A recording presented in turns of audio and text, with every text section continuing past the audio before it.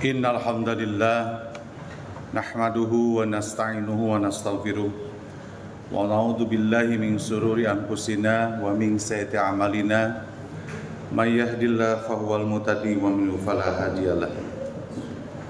Asyhadu an la ilaha illallah wahdahu la syarikalah al-malikul qudusus salamul mu'minul muhaiminul azizul jabbar al-mutakabbir subhanallahi amma yusyrikun wa asyhadu anna muhammadan abduhu wa rasuluhul ladzi la nabiyya ba'd. Allahumma shalli wa sallim wa barik ala rasulillah sayyidina Muhammadin wa ala alihi wa sahbihi ajma'in. Amma ba'd, fa ya ibadallah ittaqullaha haqqa tuqatih wa la tamutunna illa wa antum muslimun. Faqala Allah Ta'ala fi kitabil karim, a'udzu billahi minasyaitonir rajim. Nun wal qalami wa ma yasturun, ma anta bi ni'mati rabbika bimajnun, wa innalaka la ajrun ghairu mamnun, wa innaka la khuluqil azim. Sadaqallahul azim, sami'na wa ata'na.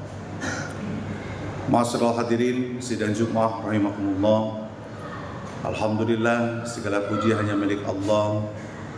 Hari ini, siang ini kita bisa melaksanakan salah satu kewajiban kita sebagai hamba Allah. Bahkan lebih jauhnya adalah merupakan kebutuhan kita sebagai hamba Allah. Hadirnya kita di masjid yang mulia ini adalah dalam rangka pengabdian kita sebagai hamba Allah. Dan mudah-mudahan pada Jumat ini Allah kuatkan diri kita mendapatkan hidayah selalu dalam kebaikan. Karena nikmat terbesar hadirin yang harus kita pahami, jangan sampai ini tidak dipahami, karena banyak manusia yang gagal karena memahami syukur kita kepada Allah.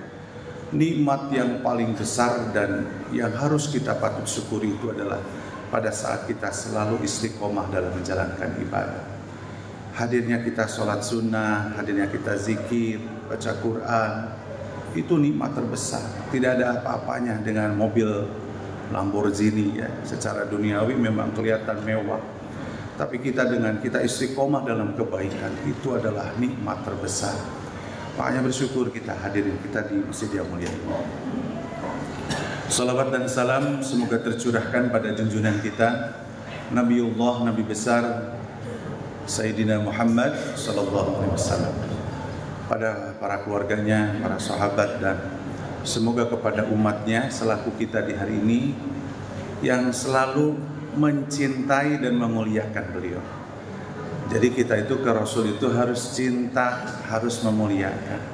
Rasa cinta dan memuliakan kita kepada Rasulullah itu adalah harus patuh dan taat. Ya, jadi kita bersolawat, kewajiban kita bersolawat memuliakan beliau. Tapi esensi daripada sholawat itu adalah mengingatkan kepada kita, wa ma atakumu rasulu fahudu, kata Allah ya. Apa yang dibawa Rasulullah terima dong ya. Makanya apa yang disampaikan oleh Rasulullah itu kita sama-sama nih menyampaikan kepada Rasul. Sami'na ya Rasul, kami dengar ya Rasul. Wa ata'na, kami taat. Justru disinilah ketika kita diminta untuk diperintahkan sholawat itu, supaya kita tahu bahwa apapun yang kita lakukan itu harus mengacu kepada perintahnya Rasulullah SAW. Mari kita bersolawat. Allahumma salli ala Sayyidina Muhammad wa ala alihi wasallam.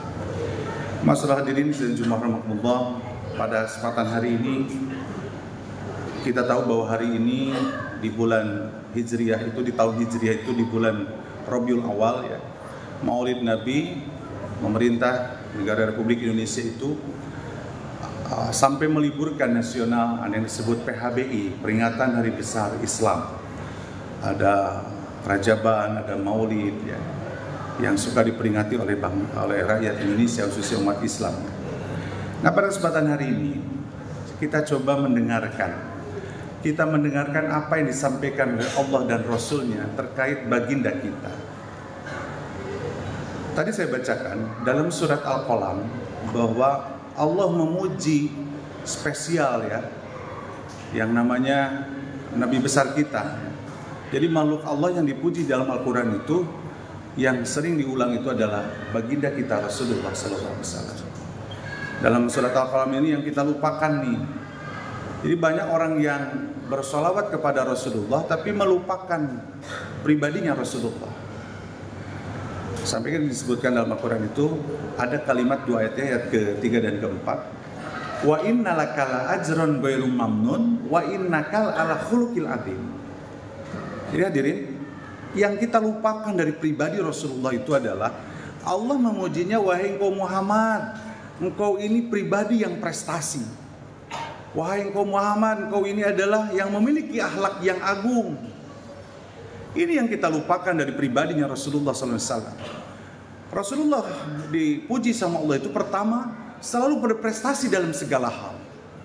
Ketika beliau ditugaskan menjadi seorang pemimpin, beliau adalah pemimpin yang luar biasa hadirin.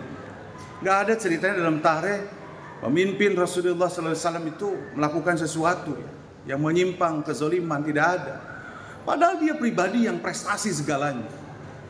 Ketika beliau dipilih menjadi panglima tertinggi pada saat perperangan, beliau adalah panglima yang paling depan untuk menghadapi musuh-musuh. Ketika beliau dijadikan sebagai seorang ayah, dia ayah yang hebat, ayah yang istimewa. Ketika dijadikan dia sebagai seorang suami dari istri-istrinya, dia adalah suami yang hebat dan istimewa di mata istri-istrinya. Ini luar biasa. Ketika beliau menjadi hamba masyarakat, menjadi makhluk sosial, beliau adalah yang paling hebat di mata-mata masyarakatnya. Ini yang kita lupakan hadirin yang berbahagia.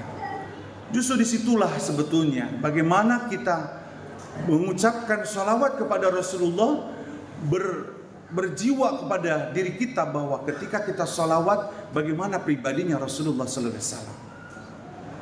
Ada satu kalimat dalam hadits qudsi, ini yang harus bisa menjadi cermin buat kita semua. Ya hadirin, balik dari Jumat ini langsung lihat ke cermin kita, lihat diri kita. Sudahkah kita masuk kepada indikator dari hadits qudsi ini? Bagaimana kita bisa memberikan terbaik daripada Allah dan Rasulnya, supaya kita itu bagaimana mencontoh baginda Rasulullah. Ya. Dalam hadits qudsi bahwa sifat-sifat yang ada pada Rasulullah, baik itu dalam surat Al-Fatihah, pokoknya dalam Al-Quran, bahkan hadis Rasulullah mengatakan bahwa akhlaknya Rasulullah itu Al-Quran, khuluqul Quran. Ketika ditanya kepada istrinya Siti Aisyah radhiyallahu anha, bagaimana ya Aisyah akhlaknya Rasul? Aisyah menjawab, khuluqul Quran, akhlaknya Al-Quran. Ada satu kalimat dalam hadis qudsi ini yang membuat diri kita memiliki indikator-indikator itu. Dan indikator itu harus ada pada pribadi kita sebagai umatnya Rasulullah. Umatnya Rasulullah SAW. Allah menyampaikan dalam hadis qudsi begini kalimatnya. Innama taqabbulus shalah. Sesungguhnya solat kita diterima dari ini. Hari ini kita mau solat Jumat. Solat Jumat diterima oleh Allah Subhanahu wa taala itu, Allah menyampaikan dalam hadis qudsi berfirman, yang pertama lahir daripada solat itu sosok pribadi yang disebut tawadu, memang ta'adomale adomati. Pernahkah sadar bahwa ketika sholat setiap gerakan ada takbir? Allahu Akbar. Sadar gak? Setiap gerakan ada takbir. Kenapa enggak subhanallah? Kenapa enggak alhamdulillah? Tapi takbir yang dipilih, kita berkomitmen kepada Allah pada saat ketika sholat pun, bahwa setiap gerakan kita menyatakan kepada Allah, wahai Allah, Engkau maha besar, Engkau yang berhak sombong. Jadi kita memang gak boleh sombong. Sholat itu membunuh kesombongan hadirin. Makanya gerakannya takbir. Coba satu rakaat, pernah gak ngitung hadirin? Ada berapa jumlah takbir yang kita ucapkan? Kalau dihitung kan ada 7. Kalau 2 rakaat ada 14 takbir. Kecuali dari ruku sampai tidak hanya sami Allahu liman hamidah. Tapi di situ menandakan bahwa menyadarkan diri kita, kita ini tidak perlu sombong. Bahkan sombong ini hadirin adalah miftahud dam, kuncinya dosa. Coba aja, kalau orang sudah sombong, dosanya pasti gampang bukanya. Masuk sombong sini, masuk dosa sini, masuk dosa sini. Makanya 5 waktu yang Allah sampaikan perintahnya di dalam Al-Quran, sholat 5 waktu, membunuh yang disebut kesombongan itu. Dan kesombongan itulah yang membuat kita menjadi tawadu. Hadis Rasulullah dalam hadisnya begini, al-kibru, sombong itu 2 hadirin. Nyarmin nih sekarang ngaca kepada diri kita. Dua sebetulnya. Kalau ada dua ini, salah satu aja ada pada diri kita, berarti sholat kita itu belum diterima, belum bermakna kepada dirinya. Oke, setiap hari 5 waktu sholat berjamaah, tapi kalau dua ini masih nempel di diri kita, berarti belum bisa membunuh itu sifat yang namanya sombong. Karena lahirnya sholat, dampak yang pertama kata Allah dalam hadis qudsi, lahirnya ketawaduan, rendah hati. Cirinya dua. Satu, al-kibru kata Rasulullah, batrul haq. Yang pertama, orang sombong itu pasti suka menolak kebenaran.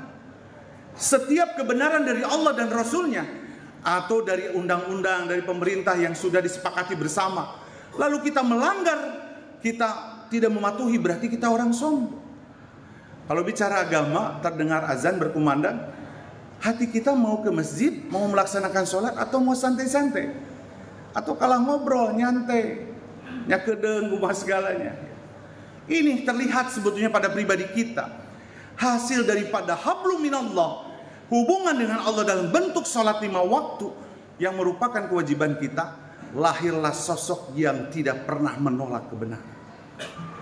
Ketika kita harus patuh dan taat kepada orang tua, kita harus patuh sama orang tua, berbuat baik, berbakti kepada orang tua. Kalau kita masih tidak berbakti kepada orang tua, berarti kita sudah orang sombong. Jadi orang sombong itu lain patang-tang peteng-teng aja. Ketika dia melawan kebenaran, ketika dia tidak patuh pada perintah Allah dan Rasulnya, berarti dia sudah sombong sebetulnya. Makanya ancaman dalam hadis Rasulullah mengatakan, la tadkhulul jannah, tidak akan pernah masuk surga. Ya, setan aja nggak masuk surga ya. Setan kan dikutuk sama Allah itu bukan memusyrikan, bukan menyekutukan, tapi karena sombong. Apa kata Allah? Kata hadis Rasulullah, la tadkhulul jannah, tidak akan pernah masuk surga. Seseorang masuk surga fi qalbihi mithqalatun kibrin, kalau dalam hatinya ada sebutir sedikit kesombongan. Kesombongan itu yang pertama itu. Coba bercermin hadirin, koreksi diri kita. Perjalanan dari pagi sampai siang aja, kita banyak menolak kebenaran enggak? Kalau ada yang kita tolak kebenaran, itu perintah dari Allah dan Rasulnya, berarti kita sudah jadi orang sombong. Yang kedua, ciri orang sombong itu wagodun nas, meremehkan. Kalau ada orang yang suka meremehkan orang lain, biasanya orang yang suka meremehkan itu punya kelebihan.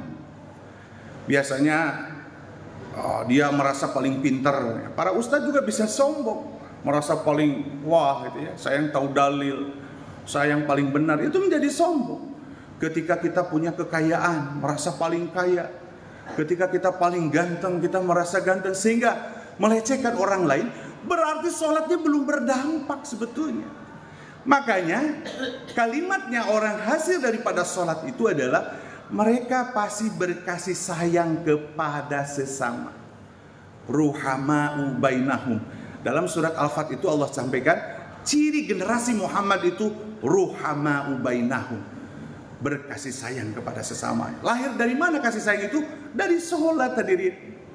Makanya kalau masih sholat, mulutnya tidak bagus, sikapnya masih membeda-bedakan kepada sesama manusia, kayak kau jangan bonghar ngehormatnya.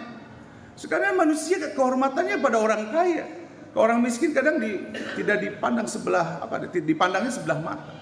Itu nggak boleh. Sholat melahirkan, pasti kita saling menghargai dan saling menyayangi kepada sesama kita. Hati yang berbahagia, itulah sosok pribadi Rasulullah SAW yang kita lupakan. Makanya umatnya dititipkan kewajiban untuk melaksanakan sholat 5 waktu. 5 waktu akan membunuh kesombongan. Lahirlah sifat tawadu. Tawadu itu adalah rendah hati. Yang kedua, hadirin maaf ya, dalam hadis itu dampak dari sholat ketika kita melaksanakan sholat nih, bercermin nih. Ayo, saya untuk nasihat saya pribadi buat kita semua. Wa amsaqoli qolihi, terjaganya lisan. Ini hati-hati hadirin, banyak orang gagal bahkan celaka karena lisannya, karena mulutnya. Sekarang bukan mulut saja, jari jemarinya. Dia dengan akses sekarang dengan digitalisasi ya, dengan WA lah, dengan bagaimana memposting medsos dan seterusnya, itu bisa merusak daripada akhlak kita dan tidak berhasil daripada sholat itu. Sholat melahirkan, kata Allah, sosok pribadi yang terjaga lisannya. Makanya Rasulullah mengatakan siapa kan yang berbahagia itu? Siapa mereka yang berbahagia? Yang menjaga lisannya. Tuba, kata Rasulullah, berbahagialah. Siapa mereka yang berbahagia? Wahafidil lisan, yang bisa menjaga lisan. Lisan ini dosanya luar biasa, hadirin, saya sampaikan. Ketika bicara zina, ya, zina itu dosa besar. Tapi ketika mulut kita gibah, ngomongin kejelekan orang lain, itu berlipat-lipat dosanya daripada orang berzina. Dosanya lebih besar gitu ya. Maka ada orang yang terjaga fisiknya, tapi dia tidak terjaga lisannya. Ini yang membuat kita itu menjadi dosa besar. Dan ketika kita bertaubat pun, taubatnya akan dihapus dosa kita kalau kita meminta maaf kepada orang yang kita omong. Makanya hati-hati di mulut. Ternyata ruku ya, mulutnya pada saat sujud kita bertakbir, hei, kamu tuh harus tidak sombong, mulutnya harus terjaga. Ini mah mulut kadang gimana ya? Kita dari salat itu masih ada orang yang mulutnya suka pengupat, pengejek. Bahkan dalam surat pendek itu, wailul likulli humazatil lumazah, celaka orang yang suka pengupat, pencela. Mulutnya tidak terjaga. Semua itu bisa dibasmi dengan apa? Dengan sholat kita, sholat fardu 5 waktu dan sholat tatawu'an atau sholat sunnah. Itulah sosok pribadi Rasulullah yang melahirkan sosok-sosok yang tadi prestasi dan memiliki akhlakul adzim. Tawadu, terjaga lisan, itu adalah sosok pribadi yang lahir dari orang-orang yang sholatnya betul diterima oleh Allah SWT. Mudah-mudahan hadirin berbahagia. Kalau dilanjutkan masih panjang, tapi 2 cukup ini. Ayo kita pulang dari sini, kita berkaca ria. Ngaca tuh di rumah teh. Kita teh masih suka sombong gak? Berarti kalau masih suka sombong, istighfarlah, bertaubatlah. Ayo sholat supaya membunuh kesombongan. Terus yang kedua, lihatlah mulut kita, lihatlah jari kita. Kalau masih suka menghina orang, zolim kepada orang, masih suka menyakiti orang lain, masih suka membeda-bedakan, memberikan pelayanan kepada orang lain, berarti kita sholatnya hanya ritual saja, belum bermakna kepada dirinya. Untuk itu mudah-mudahan di bulan Rabiul Awal ini banyak orang memperingati Maulid Nabi. Sosok pribadi Rasulullah itu adalah yang begitu. Cobalah lihat tarikhnya, sejarahnya baginda Rasulullah SAW. Bagaimana kehebatan beliau menjadi orang-orang yang sempurna di masyarakat. Demikian bisa disampaikan, mudah-mudahan bermanfaat. Aku qouli hadza wa astaghfirullahi wa lakum, barakallahu li wa lakum.